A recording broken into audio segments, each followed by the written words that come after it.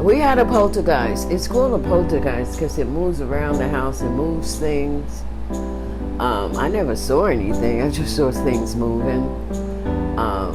But people who came to the house said they one time my sister who used to babysit my kids came over to babysit one night. She said she was sleeping in the living room, and apparently the poltergeist liked the living room because I had this like recliner rocker, and he would get in that and rock all night. He'd just get in there.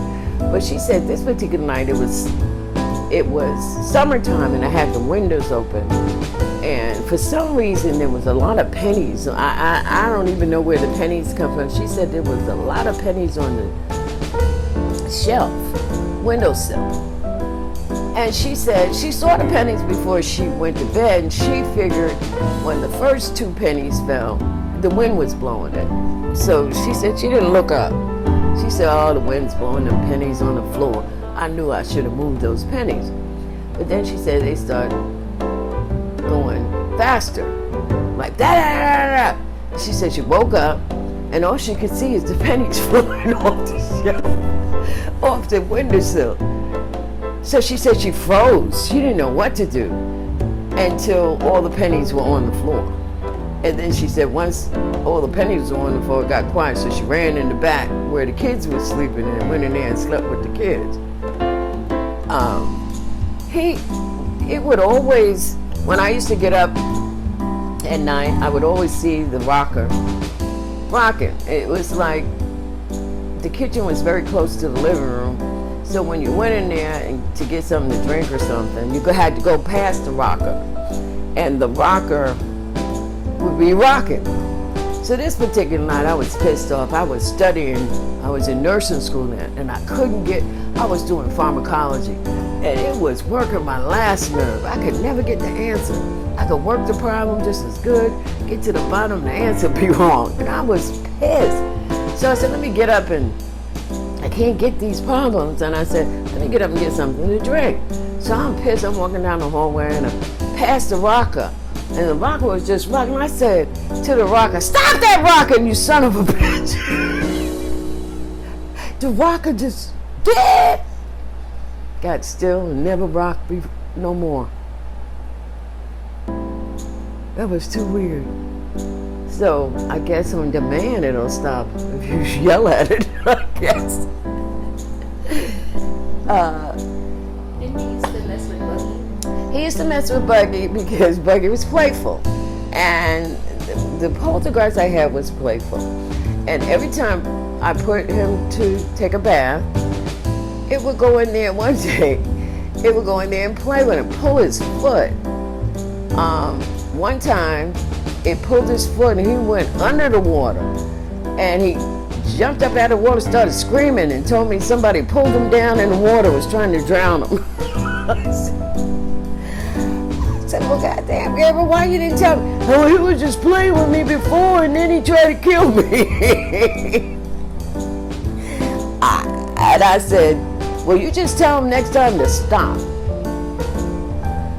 He tried to do something like that again. I don't know. I wasn't into it. I didn't know what it was, but I just didn't have time to try to figure it all out. I didn't know whether it was the boy's imagination or my imagination. I didn't know. So anyway, the next time it tried to do it again, I could hear him scream, leave me alone! My mama said to leave me alone! I ran in there, and the water everywhere. And I said, "Would you fighting him?" I don't know what it was, but I was telling him no, and then it went away. It tried to make me go down again, but then it went away when I was yelling at him. I told him, you said, leave me alone. I said, oh God, we'll get out the tub.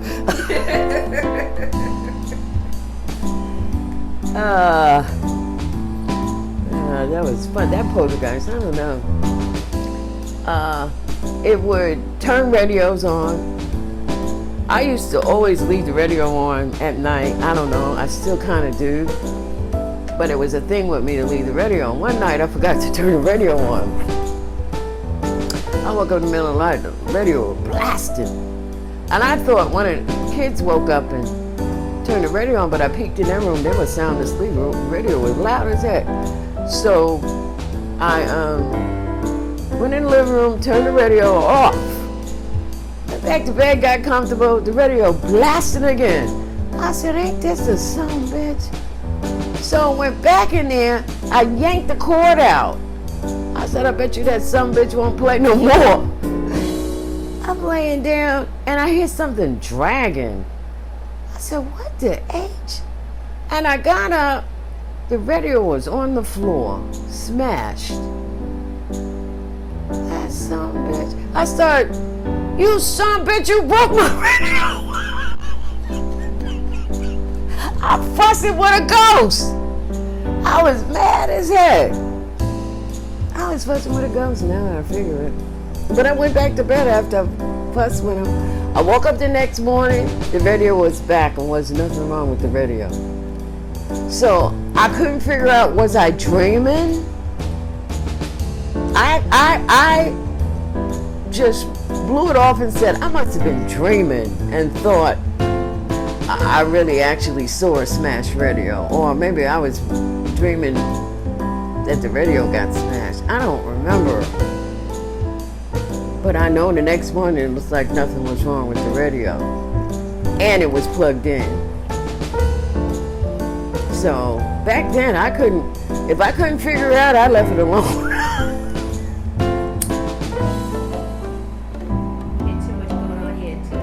Yeah, I was going to nurse school. I couldn't figure out whether I dreamt it or if it actually happened. And because I fussed with the thing and what I'm going to do, I like my radio. You know I like my radio. You some bitch. I broke my radio. Just ranting. But got back in the bed. That's what I thought I did. And went to sleep. Well, maybe it was all a dream. I couldn't figure it out. And because I couldn't figure it out, I left it alone. It never happened again, though. It never happened again. So, who knows? But there was evidence of movement. So.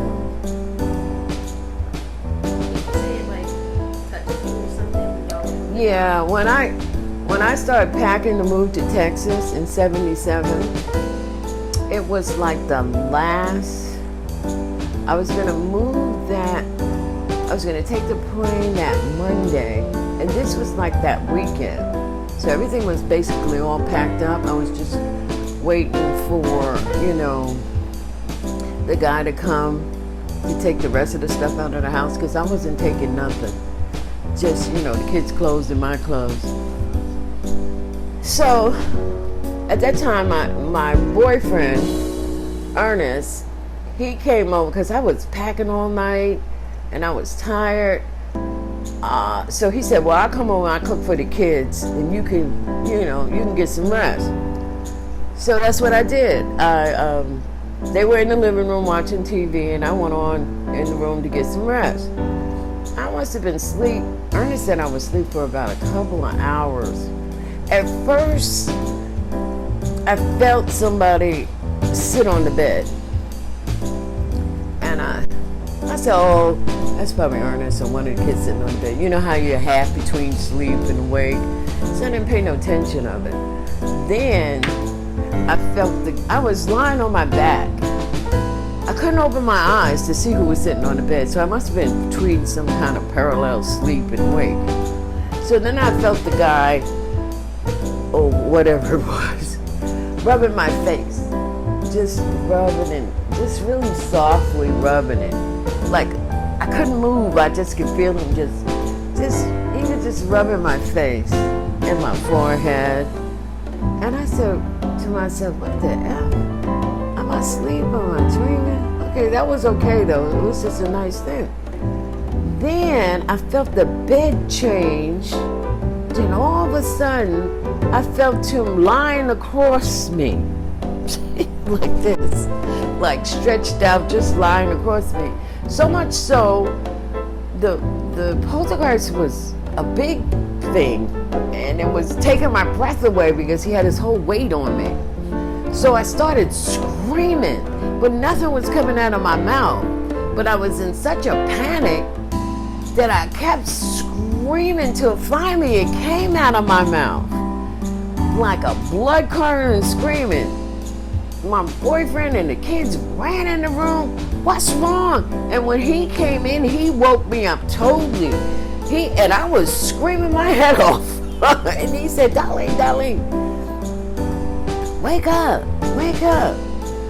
And I said, oh my God, something came in here and was trying to kill me.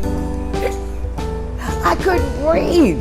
It was lying on me. Ernest was looking at me like, because he always knew the story that I told him about the ghosts, the poltergeist.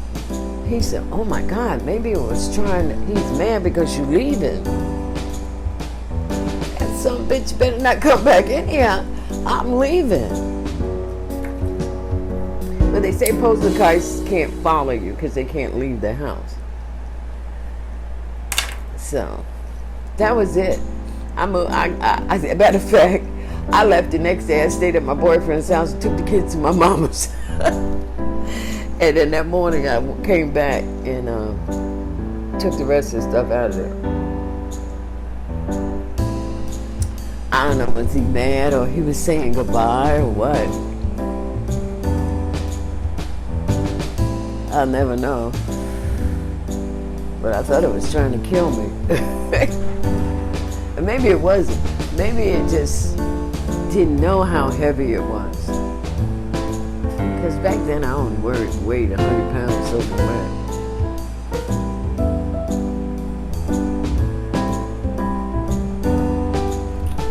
Well, what else?